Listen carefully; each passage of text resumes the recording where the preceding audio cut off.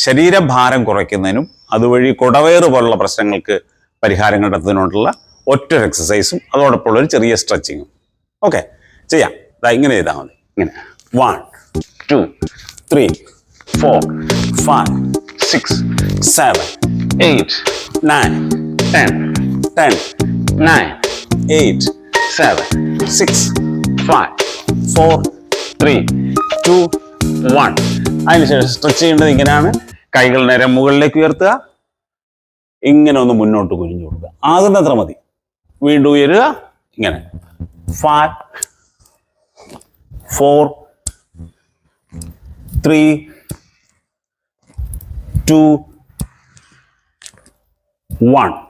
എന്നിട്ട് ഇങ്ങനെ നിന്നിട്ട് ഒന്ന് പതുക്കെ പുറകോട്ട് വളഞ്ഞ കയ്യിൽ 5 4 3 2 1.